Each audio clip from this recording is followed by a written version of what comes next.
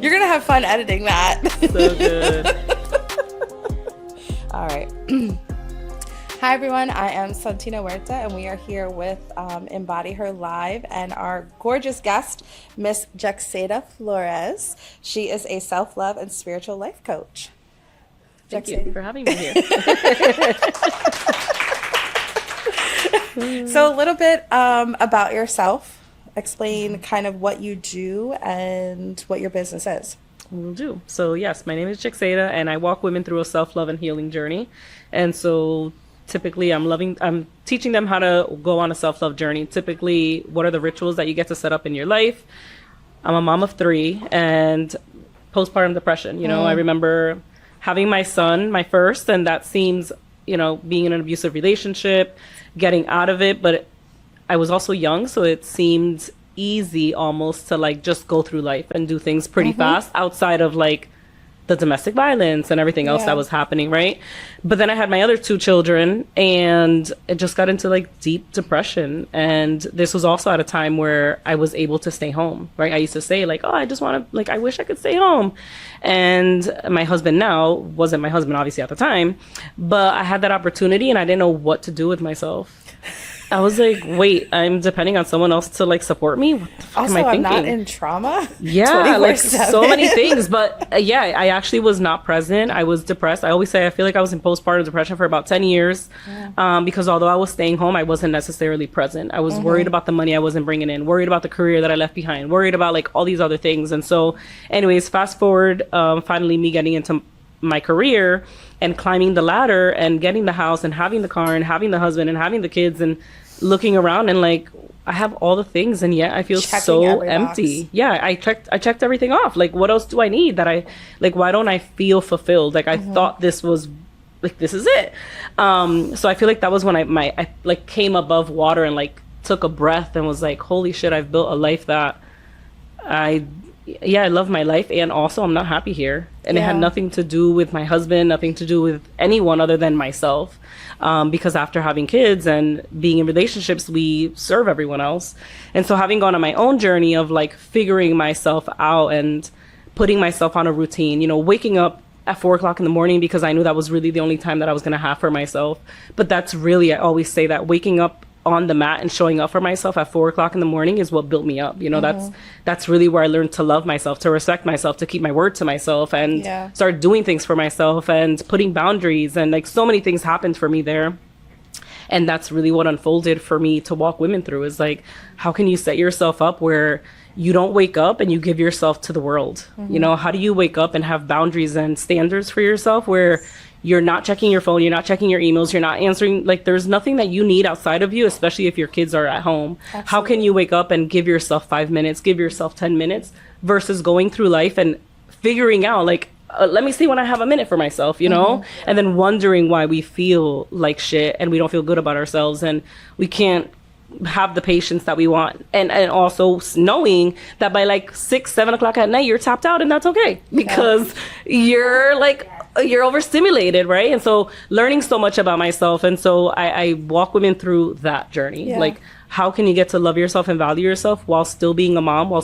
First of all, while reclaiming your womanhood within motherhood and also being able to fulfill the other spots to the best of your ability and knowing that your 100% today is not your 100% tomorrow. Absolutely. And so in a long story, that's what I do with women. That's it. Yes. That's all. So going back to that moment that you had the realization of well, I did everything I was supposed to do that I was supposed to accomplish by 25, 30. Now what?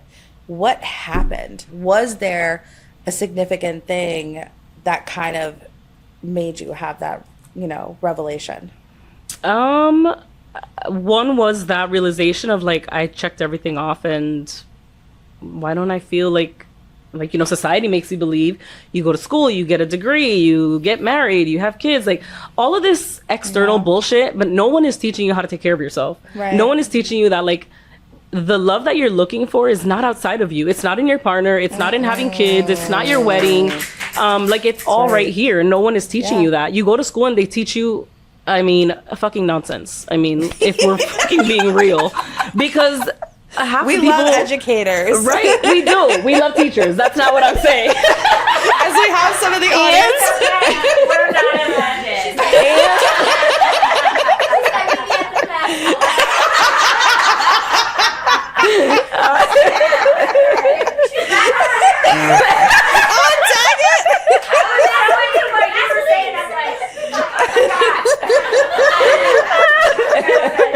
Oh my god, hilarious. So funny. Oh, so good. And yes, I love my teachers. So and recognizing also, what didn't align with you. yeah, and I how to. remember also like having these I had about a 45 minute drive home, and a few things were happening, right? I had climbed the ladder and felt like, why isn't my happiness here?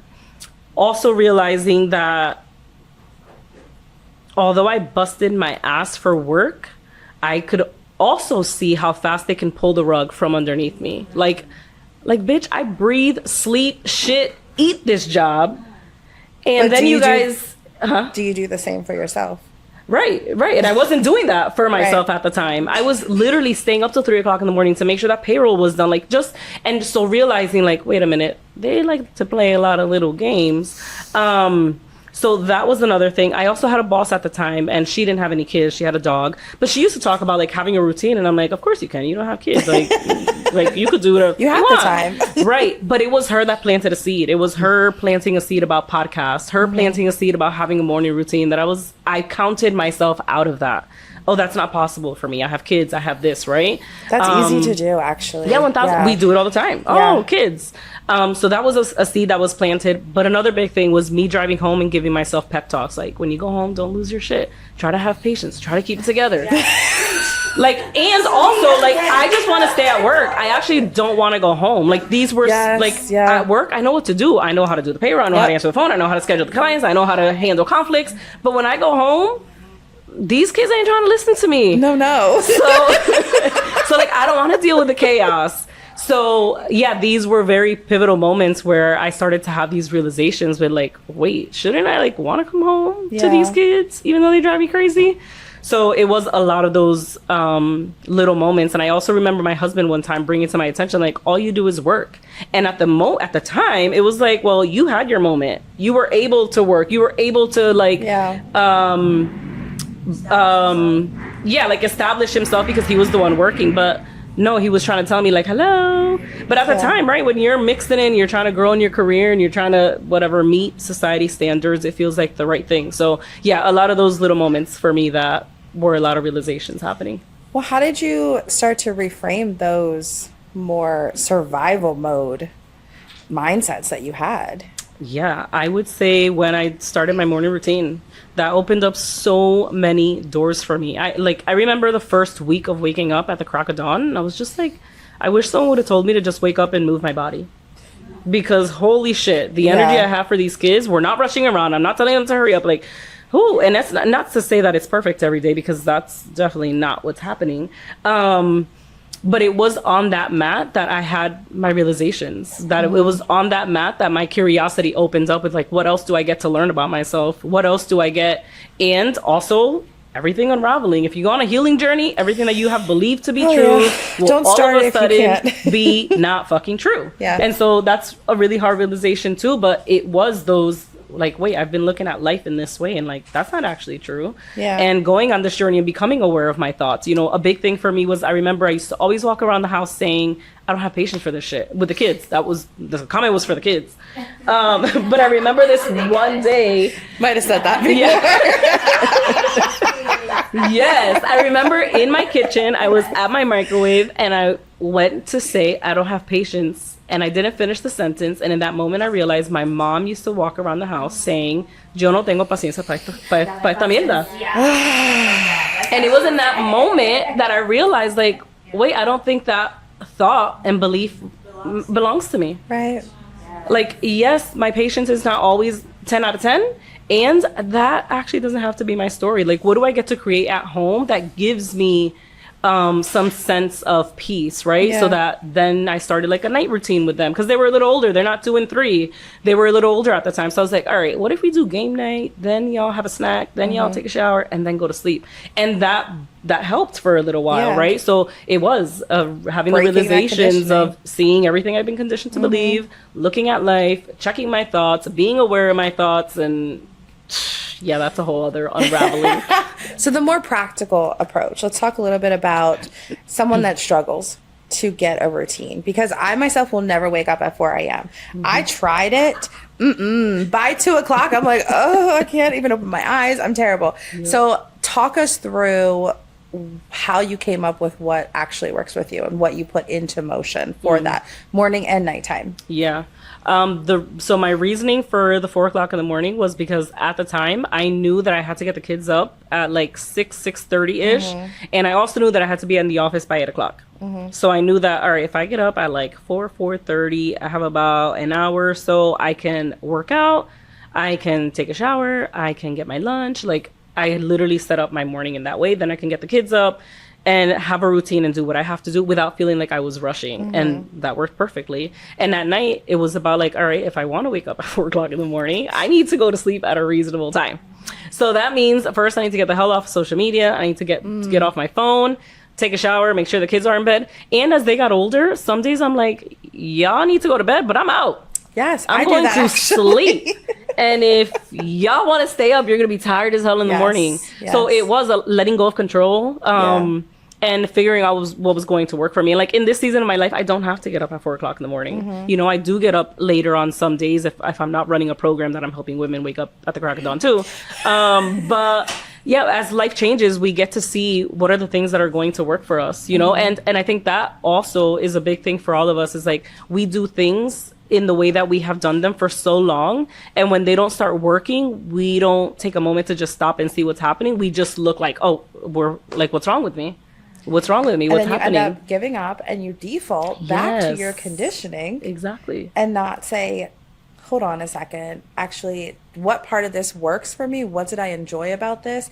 And then just evolving from there and adding an additional step that maybe does work for you. 1000%. And I think we have a skewed understanding of consistency. Is like it has to be every single day in the same way at the same time, and when it's not, I'm fucked. Like I fucked up. It's like, no, consistency, especially in different seasons of our life, could mean that it's 2 times a week.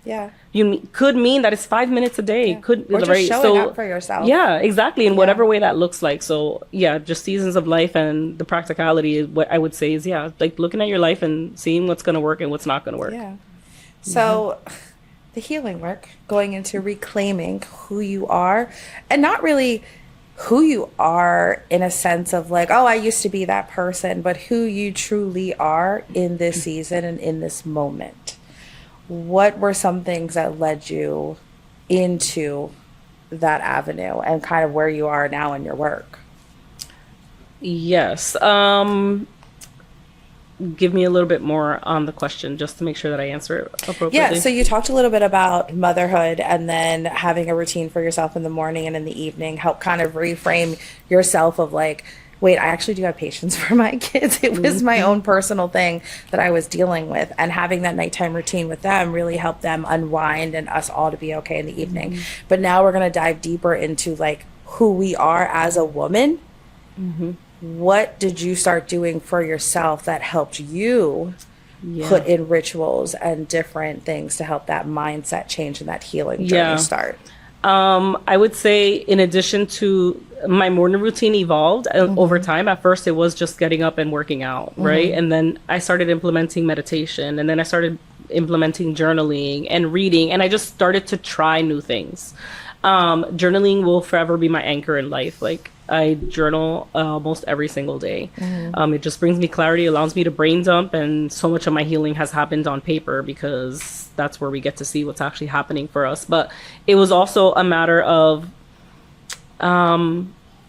taking a lot of time for myself that a lot of people maybe didn't like, right? Because so selfish that you're like putting all this time into yourself. You're thinking about yourself first, and Yeah. not your kids for So your parent. yes, so it was signing up for yoga classes, signing up for boot camps, signing up for a pottery class, getting around new people,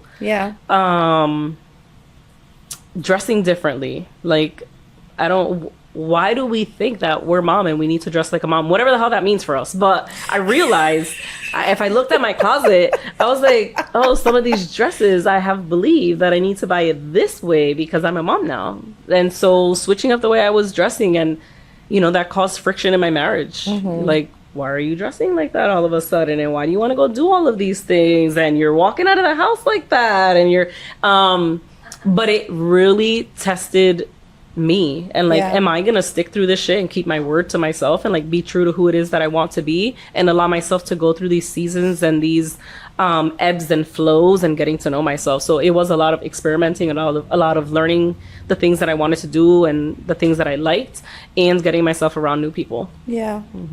So with that, I think in any successful partnership, everyone has a season of growth and evolution, and really just having a supportive partner that understands that. They might not be at the same level as you, but they give you the space and the grace to be able to explore that. How the heck do you do that? Because that's not the case for everybody, and that can be an area of tension in a marriage or in a partnership. I agree. I will say that we have this is probably my only such a healthy relationship. You know, the way that he respects me, the way that he loves me, I know that he was brought into my life to also teach me to love myself, because just the way that he loves me is like, how do you, like, where are you from? Right? Like, how do you love someone the way that's so unconditional? Like, it's never conditional with him. And so I think that, one, making sure you have the right partner that's actually being supportive. You know, are they trying to dim your light because they don't like you having a self-esteem? Because when you weren't confident, you were much better to manipulate. You were much better to get them to do the things that they wanted you to do, right? So I think there's discernment that gets to happen. Absolutely. But outside of that, I will say that it was me being very firm and standing my ground, because I wasn't doing anything wrong. I wasn't leaving the house to meet with anyone. I wasn't dressing for attention. I was expressing myself in the way that I wanted to in this new season, and loving the hell out of my body that I worked hard for. And wanting to explore new things, and knowing that, like, the kids are fine. They know how to put shit in the air fryer, and you're home.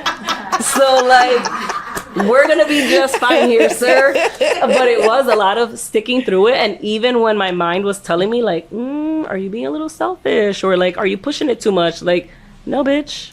You're just fine. You're doing nothing wrong. Right? So I think it is standing your ground, especially when you know you're not doing anything wrong. You're not being disrespectful. But this is a season where you get to love and value yourself on a completely different level, and having a standard for yourself. And can that person meet you there? And I think that is going to be the test of time. Can that person grow with you? Can that person meet you there? Can that person give you room to, like, I don't really know this season and what's happening for you, but I'm going to stick it out and be here. Right?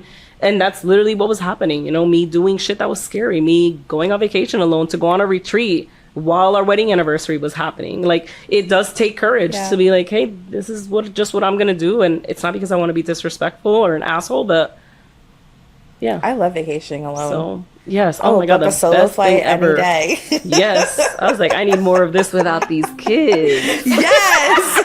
We love kids. However. So after you started exploring that, what made you take your own personal journey and bring you into entrepreneurship and sharing that with other women? Yes. So I will say, instantly when I started to work out, obviously it was a physical appearance. So people were like, well, what are you doing? It's always the easiest way we start healing ourselves. Yeah. The physical. And people can also tell in my mood, right? So they started asking questions. So it did start with walking people through a morning routine, weight loss. That's really how a lot of my work happens. However, as I started doing more of the healing work, then that somewhat naturally happens. But it was also like, holy shit. First of all, like, if you're a parent, I mean, as a woman, you should definitely go on a healing journey. But if you're a mother, your life, it doesn't even matter. If you're a human, your life depends on you doing the fucking work. Yeah. Because otherwise you're stuck in these limitations that keep you stuck. And so it was in those moments as I continued to like just peel layers of me knowing that I wanted to walk women through this journey. And also another part of this that I will say that actually started was me looking for community. So it's interesting that that's like a theme. Me wanting to find my people, me wanting to find a place of belonging. You know, growing up, we used to move all the time. And so friends, I have one childhood friend. We went to Head Start together.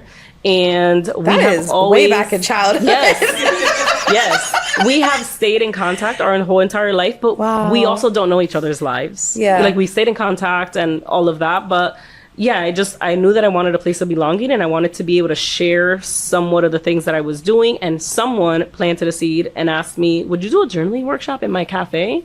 And I was like, "Sure." And then I was like, I want to have a sister circle. I actually don't even know what that means. But I'm going to start circles. Like, I want a place where women can come, connect, and heal, and like have connection outside of gossiping and outside of the normal shit, but like come here and just talk about other things. And that became a place where women came to cry. And I was like, yes, this is what I'm talking about. I love when people cry at my events. I know that. Yep, that's when I'm like, so I'm like, it's a safe space. They feel it. I always love to see tears. So yeah, it was a lot of wanting to bring women together, and also wanting to walk women through the journey, and also women asking like, hey, I want to know more about like what you're doing and how you're doing it. So that's what brought me into entrepreneurship. I love that. And kind of staying on the theme of entrepreneurship, I know last year maybe the last 2 years, tried a lot of things, did a lot of things, whether it was retreats or workshops or circles, different programming and stuff. How as an entrepreneur do you, I guess it's a two-part question really, but how do you pivot and knowing when to hold them and when to fold them? Yeah, I will say that. He's talking to you. Cut that one out. Yeah, so I think as an entrepreneur, first of all, entrepreneurship is going to take you on your deepest, hardest, most beautiful spiritual journey you have ever been on. It'll knock you on your ass. 1000%. Everything's going to come to the surface for you. That's one thing I want to mention. And also, I think that the journey naturally takes you to places where you're hitting walls, or you're feeling frustrated, or you're feeling some resentment, and you could choose to avoid it, or if you think you're avoiding it, you could choose to continue to like push through and force things. And it's not really going to serve you, or you could choose to like listen to it and allow yourself to have these sacred pauses. Allow yourself to stop, to change your minds, to completely pivot, and know that no one is paying as much attention as you think they are. No one is. That's so true. And if they are, they need to do something better with their lives. If they're going to point out everything that you are doing wrong, go get a life. But yeah, like it's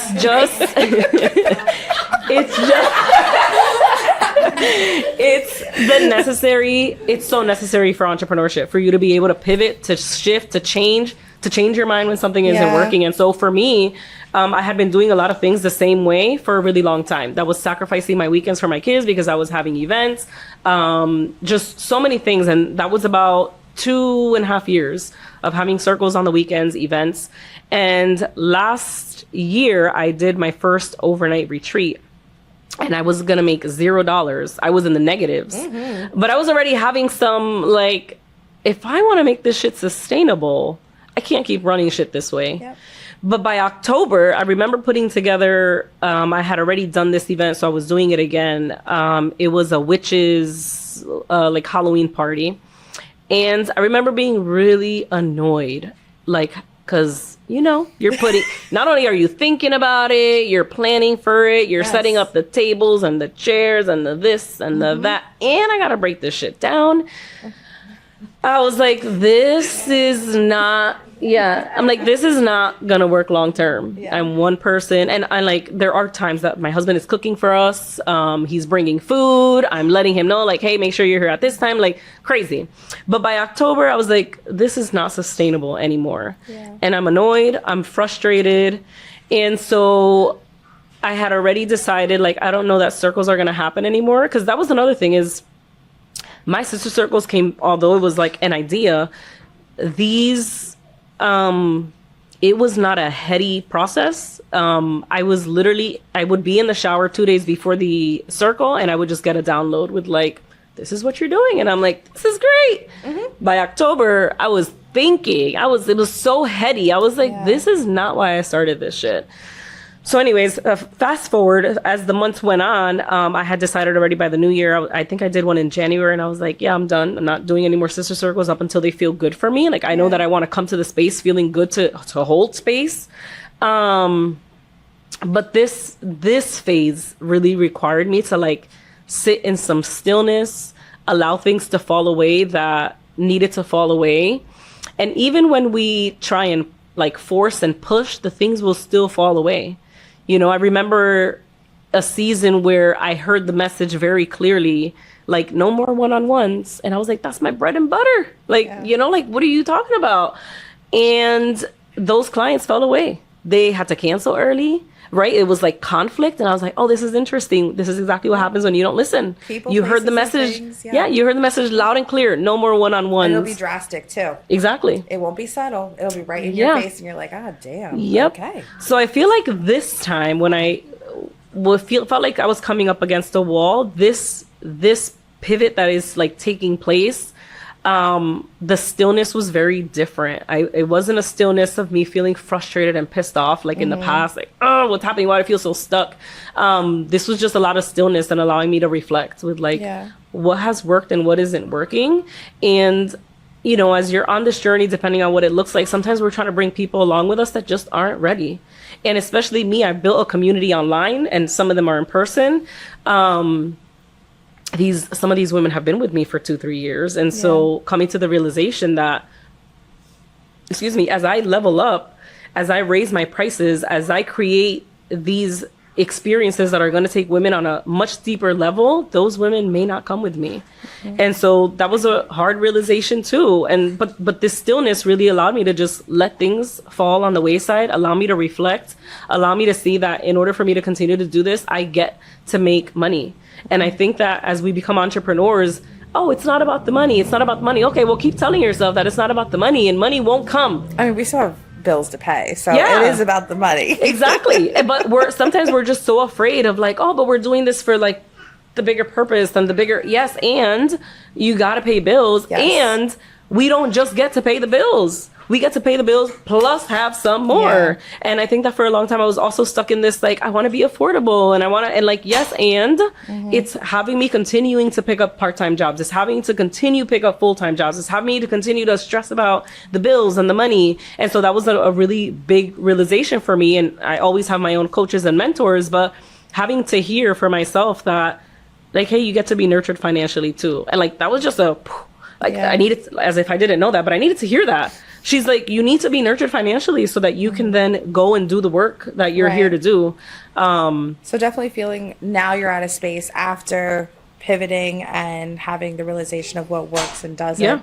You're feeling more grounded 1,000% in yourself and where you want to be. Yep. And in the present of where you are now, what else is in your chapter? Let's close on where you are today. Yes. So today right now I'm running a virtual and an in-person community. And so we do workshops and all of that. But in this season, I know that I want to support my mompreneurs and the women in business to really go into a deeper healing journey, and also have masterminding where we can come together, where we can share ideas, where we can also, everyone has their own genius. How can we bounce that off of one another? How can we create our own tables and really have these masterminding sessions so that we can go out to the world and do the big shit that we want to do and hold one another accountable to doing it too. That's that mob coming. Moms of business. Exactly. Yep.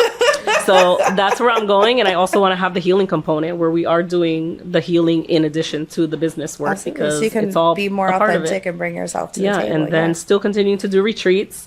And I feel like in this season with circles, I don't know that they're gone forever. I feel like right now it's just a pause on what the next iteration gets to be. So I feel like I feel like my work is, there's a depth happening. You know, I feel like I've covered this, like, you know, this is layers. It's like a video game. And I'm at this whole other level that I get to take women deeper on everything that I have learned and to believe and trust myself on a completely different level. Absolutely. I Yeah. love that. Well, thank you. I Thank appreciate you you. being here today. Thank you. And sharing your story. And I think we learned a lot, honestly. Yes, We thank did. you. Thank you So for having me. thanks. So awesome. Yay!